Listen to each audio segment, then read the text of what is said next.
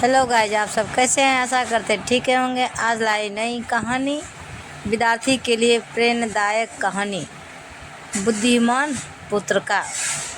ये कहानी पूरा अंत तक सुने, बहुत अच्छा कहानी सुनने में लगेंगे।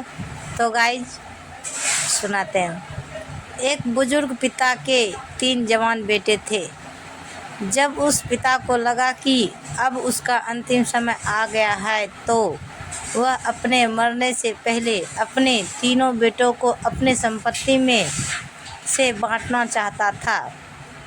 लेकिन उसका पुश्तैनी घर अर्थात उसके पूर्वजों की धरोहर, पुराना घर, वह उस बेटे को देना चाहता था जो बहुत बुद्धिमान हो। इसलिए उसने तीनों को बुलवाकर तीनों को 1,000 रुपये देकर कहा, यदि तुम तीनों में से किसी 1,000 रुपये से अपने खाली कमरों को पूरी रीति या रोशनी से भर दो, तो जो भी अपने रूम को पूरी रोशनी से भर देगा उसे यह पुश्तैनी घर दे दिया जाएगा। ऐसा करने के लिए उन्हें केवल 1 घंटे दिए गए थे। तीनों बेटे अपने अपने कमरे में जाकर सोचने लगे।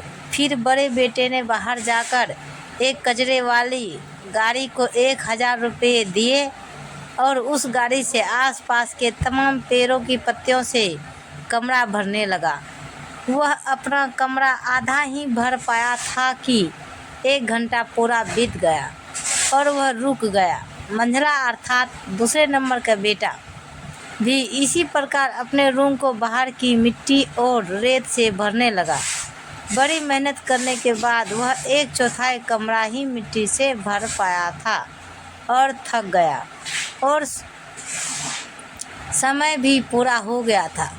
बुजुर्ग पिता यह सब बड़े गौर से देख रहा था, लेकिन उसने देखा कि छोटा बेटा तो अपने कमरे से बाहर ही नहीं आया, वह कुछ भी नहीं कर रहा था।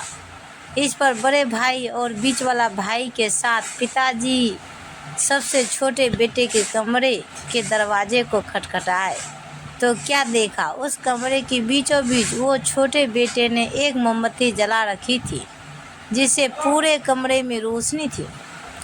तब छोटे बेटे ने कहा, पिताजी, क्या इस कमरे में कोई भी ऐसा कोना है जो रोशनी से भरा ना हो? पिता को अपने छोटे बेटे की बुद्धिमानी देखकर बड़ा गर्व हुआ और खुशी हुई और उसने वह पुश्तैनी मकान उसी के नाम कर दिया। तो ये कहानी से शिक्षा मिलती है कि जो बुद्धि को ग्रहण कर लेते हैं उनके लिए यह जीवन का वृक्ष बनती है, और जो उसको पकड़े रहते हैं वह धन्य है।